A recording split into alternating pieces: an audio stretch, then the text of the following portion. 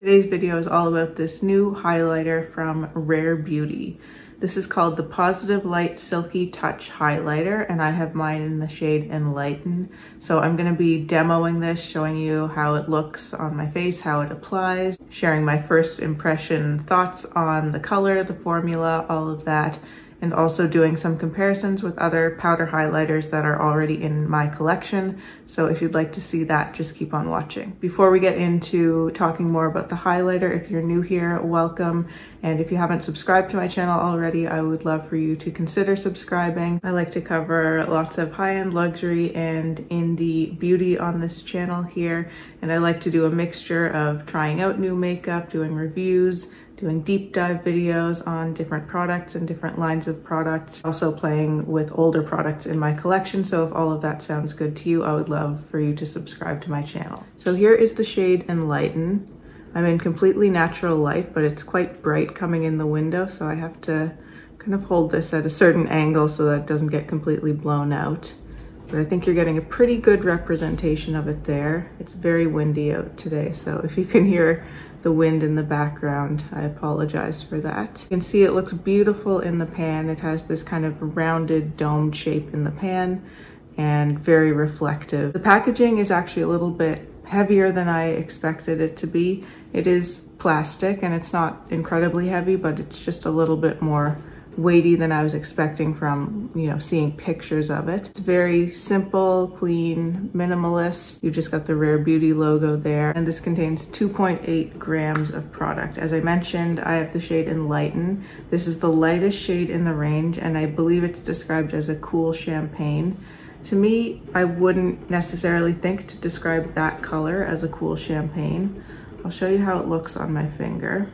So there it is on the finger. This product picks up very easily on the finger and on a brush. In my demo, I used this detail brush from Sonia G in the Lotus collection. So this is a natural fiber brush with a mix of dyed and undyed goat hairs. It has decent movement to it. It's a little bit on the fluffier side. I generally like to use this type of a brush, something that's a little bit fluffier, to apply powder highlights because it allows me to diffuse in the way that I would like to. So there's how it looks on the finger. I can see the champagniness in there, but I think the kind of overwhelming impression of this color is that it's quite icy and kind of whitish. So if it's a champagne, it's a very, very pale one. And I would agree with the cool assessment as well. So it's always difficult to see these types of products in swatches, I find, because they're lighter, they kind of blend right into the skin, but you can get a sense there on my hand of the texture. It feels incredibly lightweight. It feels like a baked product, and the dome shape would suggest that that is the case, but I'm just not sure because I'm not used to baked products picking up so easily on the finger or brush as this does. It feels very, very dry in the pan, as a baked product would, but I think it's well named as Silky Touch because it feels incredibly smooth and soft, and it's almost like there's a creamy quality to it, even though it's very dry feeling. So it's quite an interesting texture. I can't say I've really felt another product that feels exactly like this. And as I said, it picks up very easily, and so I find it to be very pigmented. It seems to have a more translucent base, so that can also lend itself to not being very easy to see in swatches. If we have a translucent base with the pigments more kind of suspended in the base, which is kind of the impression that this gives on the skin as well. So I'm gonna show you now the clip of me applying this to my face, and then I'll come back and just talk a little bit more about how I find it actually looks on the skin and lies on the skin, and then we'll get into a few comparisons.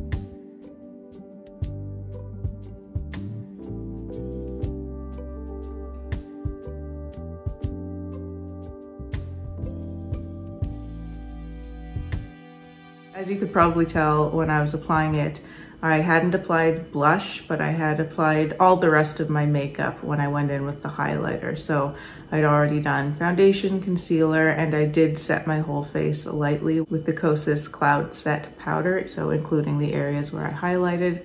And I had a little bit of bronzer lower down on my cheeks and in my typical bronzing areas, but I wanted to go without blush before the highlighter, partly because that's generally how I like to apply powder highlighter, is before blush, but also because I really wanted to just be able to see the texture and the color of this highlighter by itself without any blush in the mix.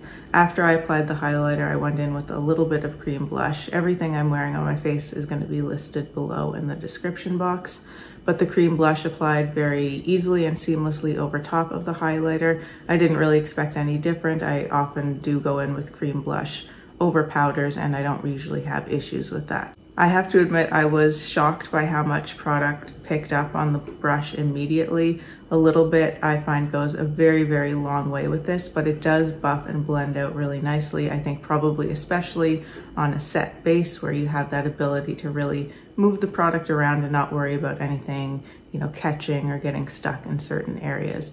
But even though I felt like I had initially applied more than I normally would want to of this highlighter, it was very easy to blend it out, diffuse it, and tone it down a little bit. But I think you could see that it gives quite an impact. It's a very high shine product. And when I look at it close up here in the natural light, it does emphasize texture a little bit, and I can see that. I have this double-sided mirror here. One side is 3 times magnification and one is just normal. When I look at it in the 3 times magnification side of the mirror, I can see a little bit of emphasis of texture, which is very typical of powder highlighter, so I can't say I was surprised by that. But I felt like when I looked in the normal size mirror, I didn't actually notice any texture being emphasized. It looked very smooth, and it did have this kind of glass-like shine, which is one of the claims of this product, which is kind of glass skin coming to you in the form of a powder highlighter. I think if one were to apply this highlighter and not do a great deal of kind of blending and like buffing it into the skin, it might look a little bit chalky, particularly this shade because it is quite light. But also just the texture wouldn't have a chance to really meld into the skin. But if you do that little bit of blending, which I think most people typically do, if you're not doing like pinpoint highlighting, then you're gonna get a really beautiful kind of glass-like texture. When I'm in the natural light here, I don't notice any little shimmery, pearly particles, glittery particles on my skin. It just looks like smooth and kind of like a wet glass-like finish. I think this shade of highlighter can be very good for people with fair skin. I usually go for a little bit of a darker highlighter, or I'll mix together a little bit of a darker one with a little bit of a lighter one in certain areas if I want that kind of pop. But because this one is so light in tone and because it's so reflective, you can very easily get that very highlighted effect. It is really going to pop. It's going to be a lighter, brighter color than most skin tones, including those that are very fair. So you kind of get that dimensional, bright kind of popping effect that you may want from a highlighter. Let's get into some comparisons now. I brought out a few of my kind of lightest toned highlighters so we can just take a look at how the colors compare. I wanted to show them on my fingers first because, as I mentioned, it can be quite difficult to see highlighters in swatches, and I find with these shiny types of products it's often just easier to see what the finish is like as well when they're on the fingers, because you've got that kind of convex surface. So this one here is the Rare Beauty highlighter in Enlighten. Right next to it I have the Pat McGrath Divine Glow highlighter in Lunar Allure. It's this one here. Next to that on my ring finger there is the Natasha Denona Super Glow Duochrome highlighter in the shade 01 Fair. And then on my pinky there, I have this Cle de Peau highlighter from last holiday in the packaging with the birds on it. And this is in the shade 103 Wonderful Radiance. So there they all are. They all look quite bright and light. I would say the Natasha Denona looks quite a lot warmer than the other two, although it's still light. It has more of a kind of warmer champagne base, I feel, to that one. And then I think the Cle de Peau is a little bit cooler tone. You can actually see the blue highlighter that's in the pan there coming through in that kind of cooler blue tone in this shade here. These two to me look a little bit more similar, but I would say that the Pat McGrath is a bit warmer than the Rare Beauty. The Rare Beauty does look quite cool and a little bit icy. I'm gonna swatch them here. And when they're swatched, I can see the Pat McGrath looks like it has a little bit of a kind of peachy undertone actually. The Natasha Denona is, again, as I said, a little bit warmer, but it's almost like a warm yellowy champagne undertone. The Cle de Peau, I can still see that kind of icy blue coolness coming through. There's almost a kind of purpley shift to that one too. And then the Rare Beauty is looking more, I guess it is like a cool champagne, because I can see a little bit of a kind of slightly yellowy champagne, very, very pale yellowy champagne undertone there. But it also has this very icy presence, and the reflect looks quite white. It's actually quite a beautiful color. The more I look at it, the more closely I look at it, and see the different tones that actually have gone together to create this shade.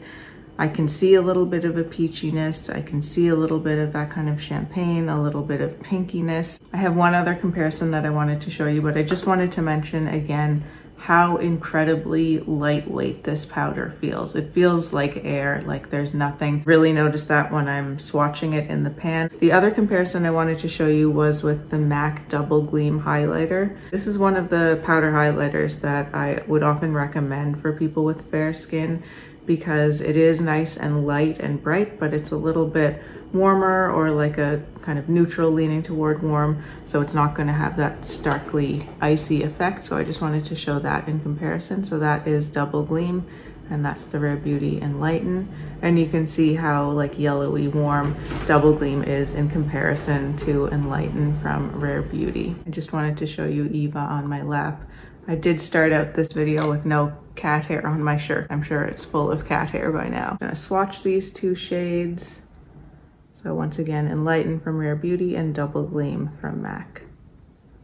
So I think that's everything that I wanted to cover for now for this video. As I said, this is just a first impressions. I just wanted to be able to demo the product and share my initial thoughts and some comparisons. So I hope you enjoyed. I hope it was helpful for you if you've been interested in this product.